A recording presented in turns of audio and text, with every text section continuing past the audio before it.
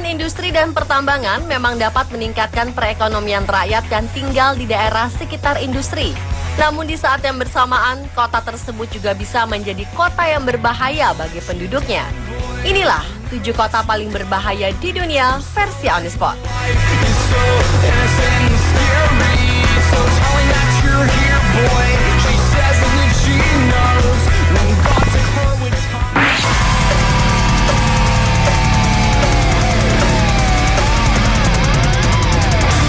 Awalnya, Chernobyl merupakan kota normal seperti kebanyakan kota di Ukraina. Namun pada malam hari tanggal 26 April 1986, ketika semua penduduk sedang terlelap, terjadi ledakan dahsyat yang mengubah hidup penduduk Chernobyl. Ledakan ini berasal dari pembangkit listrik tenaga nuklir yang ada di kota itu. Dalam hitungan detik, ledakan tersebut membumi hanguskan kota tersebut dan melepaskan radioaktif 400 kali lebih besar daripada bom atom yang dijatuhkan di Hiroshima dan Nagasaki. Dampak ledakan ini bahkan sampai ke Kepulauan Inggris. Bencana ini juga tercatat sebagai bencana buatan manusia terbesar sepanjang masa. 50 orang tewas saat tragedi tersebut. Jumlah korban yang terkena dampak radiasi masih bervariasi. Organisasi Kesehatan Dunia WHO menyatakan korban radiasi sebanyak 9.000 orang. Organisasi Lingkungan Hidup Greenpeace mengklaim jumlahnya 93.000 orang. Mereka yang terkena radiasi mengalami berbagai penyakit mematikan, mulai dari leukemia, kanker tiroid, hingga penyakit kardiovaskular. Selain itu, anak-anak Chernobyl yang orang tuanya terkena radiasi terlahir cacat, ada yang cacat fisik, ada juga yang cacat mental. Setelah ledakan, kru darurat mengubur kompleks PLTN dengan beton besar yang dikenal dengan julukan The Sarcophagus untuk membendung radiasi nuklir yang masih tersisa. Namun salah satu surat kabar Polandia melaporkan konstruksi bangunan tersebut sekarang sudah mengalami kerusakan. Beberapa beton ditemukan berlubang dan memungkinkan tikus keluar masuk bendungan tersebut. Ini sangat membahayakan karena radiasi bisa menyebar lagi dan membahayakan Eropa. Meskipun pemerintah sudah memerintahkan penduduk untuk meninggalkan kota Chernobyl, masih ada yang tidak mau pergi dari kota maut itu. Mereka memilih mati terkena radiasi daripada mengungsi di kota yang tidak mereka kenal. Hingga kini, pemerintah Ukraina dan Federasi Rusia masih mengeluarkan biaya untuk membayar tunjangan pada sekitar 7 juta orang yang terkena dampak bencana. 5 hingga 7% pengeluaran tahunan Ukraina masih dianggarkan untuk korban Chernobyl. Merchants and captains of the world, sailors, navigators, drag you down below, down to the devil's shore, to be his guest forever. Kota mematikan lainnya ada di Tiongkok. Kota Linfen mendapat predikat sebagai kota paling tercemar di dunia menurut majalah Times. 3 juta penduduk kota itu harus terganggu karena batu bara dan polutan setiap harinya. Ada tambang batu bara sepanjang 19 km dengan produksi 50 juta ton batu bara per tahun di perbukitan Chensi dekat kota Linfen. Setiap harinya, ratusan penduduk dirawat di rumah sakit karena kondisi pernapasan, seperti paru-paru hitam, bronkitis kronis, dan asma. Beberapa penyakit bahkan lebih parah, yaitu pneumonia dan kanker paru-paru. Anak-anak di sini juga memiliki tingkat keracunan timbal yang tinggi. Pagi, siang, maupun sore tidak pernah ditemukan udara bersih di kota ini. Situasi kehidupan di kota ini. Lebih parahnya, jika kita menjemur pakaian di luar rumah, maka ketika kering, pakaian tersebut akan berubah warna menjadi lebih hitam karena udara yang kotor.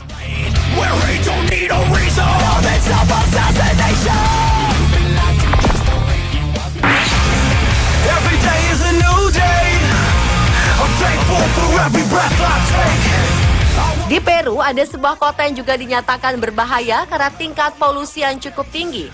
35.000 orang di kota ini sudah tercemari oleh limbah timbal, seng, tembaga, dan polusi belerang dioksida. 99% anak-anak di kota ini memiliki darah yang telah tercemari bahan kimia tingkat tinggi. Kebanyakan anak yang lahir di daerah itu tidak berhasil melewati usia 6 tahun. Tidak hanya udara dan tanah saja yang tercemar, di kota La Oroya sering terjadi hujan asam yang disebabkan oleh belerang dioksida yang menumpuk di atmosfer. Hujan asam ini sering menghancurkan tanaman penduduk yang tadinya bergantung pada lahan pertanian mereka. Pencemaran ini berasal dari pertambangan dan pengolahan logam yang ada di kota ini. Sebuah perusahaan pertambangan Amerika bernama Dow Run berdiri di sini sejak tahun 1922. mereka menguras hasil bumi yang paling berharga di Laoroya, namun tidak bertanggung jawab atas limbah yang dihasilkan oleh pabrik pengolahan logam yang telah dikuras tersebut.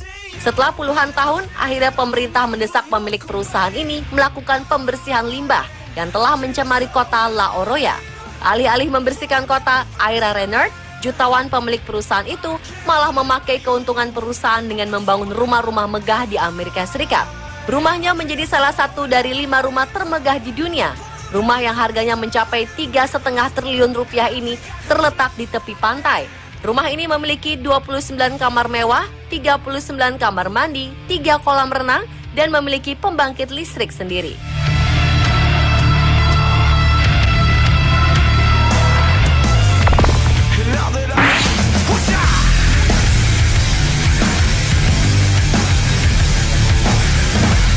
Penduduk di kota Dzержinsk, Rusia, sekarang tidak lagi bermimpi untuk hidup sampai usia lanjut karena rata-rata harapan hidup sampai usia lanjut di kota ini cukup rendah. Pria biasanya meninggal pada usia 42 tahun, sedangkan wanita 47 tahun. Penyebab rendahnya harapan hidup di kota ini berasal dari 300.000 ton limbah kimia yang dibuang ke kota ini.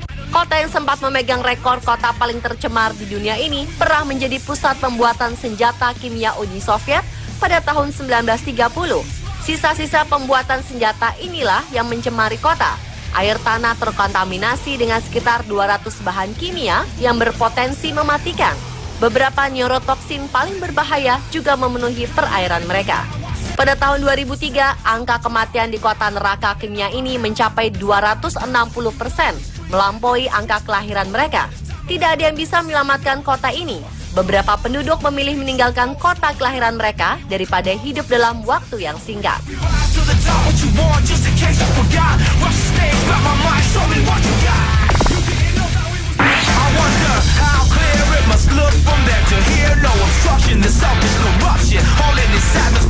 Kota Kabwe, Zambia sempat berjaya di awal abad ke-20 ketika timah ditemukan di dekat kota tersebut. Semua penduduk datang ke kota itu untuk menambang timah. Tidak hanya penduduk saja, beberapa perusahaan pun mencoba meraup keuntungan dari kekayaan Kabwe. Namun tidak satu pun memperhatikan bagaimana logam ini bisa membahayakan dan mempengaruhi kesehatan penduduknya. Setelah lebih dari 100 tahun kegiatan penambangan berlangsung, Kabwe menjadi salah satu kota yang paling tercemar di dunia. 255.000 orang berpotensi terkontaminasi timbal, termasuk anak-anak.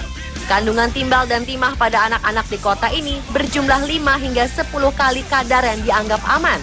Tidak hanya kesehatan penduduk, tanah di sana pun akhirnya terkontaminasi hingga apapun yang ditanam tidak bisa tumbuh. Perekonomian rakyat pun semakin terpuruk.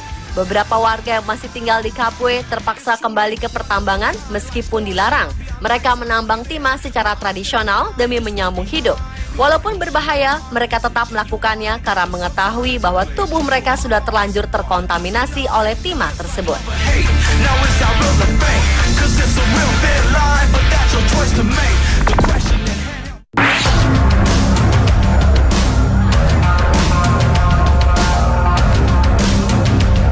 Sumgayit merupakan kota terbesar ketiga di Azerbaijan dengan populasi sekitar 300.000 orang. Kota ini didirikan tahun 1949 dan menjadi pusat industri yang memiliki lebih dari 40 pabrik manufaktur bahan kimia industri dan pertanian. Setiap hari, pabrik-pabrik ini beroperasi penuh dan menghasilkan 70 hingga 120 ribu ton emisi setiap tahunnya. Tidak hanya emisi yang mencemari udara, limbah pabrik juga mengotori Laut Kaspia yang